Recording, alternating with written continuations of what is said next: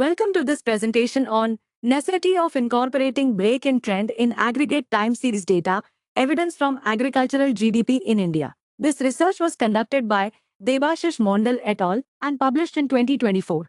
Today, we'll explore the key findings and contributions of this important work. Let's begin by understanding the problem this research addresses. Time series analysis is crucial for understanding economic dynamics, but traditional curve fitting assumes a continuous functional form over the entire period. This paper introduces the theoretical contribution that incorporating break analysis, specifically using the modified by Perron method, relaxes this restrictive assumption. By allowing for structural changes, the method aims to achieve a more accurate representation of underlying data patterns. This approach is demonstrated using India's agricultural GDP data from 1960 to 1961 to 2019 to 2020. The core methodology involves comparing a curve with Break's model against 5 conventional curve fitting approaches: linear, quadratic, cubic, quartic, and exponential. The curve with Break's model utilizes the modified by Perron method, developed by Mondal and Saha 2008, which permits the identification of M potential breakpoints with single, double, and triple kinks. This method maximizes the adjusted R-squared while maintaining consistent degrees of freedom, allowing for distinct subperiods or regimes. Data on India's agricultural GDP from 1960 to 1961 to 2019 to 2020 was transformed to a natural logarithmic scale for analysis. The curve with Break's model consistently demonstrated superior performance across all statistical measures.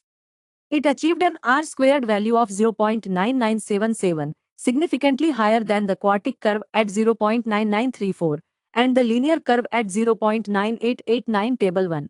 Furthermore, the Break model registered the most negative Bayesian information criterion of -389.464 table 2, indicating the optimal balance between fit and complexity compared to the linear model's -348.934. This consistent lift is directly attributable to the incorporation of break analysis, which allows the model to adapt to structural shifts in the data.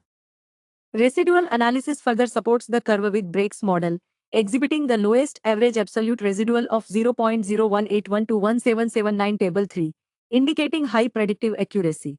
The Jark-Bera test showed its residuals, alongside the linear models, conformed well to a normal distribution 0.779779 statistic, 0.677132 probability. Crucially, fluctuation analysis revealed the Break model explained 75.89% of year-to-year fluctuations and 88.91% of fluctuation from trend table 4, significantly more than other models. The paper notes that quadratic, cubic, quartic, and exponential curves showed deviations from normality, suggesting limitations in their ability to capture patterns. However, the study does not report specific limitations regarding the sample size, statistical significance, distribution shift behavior, or generalizability of the curve with Break's model itself.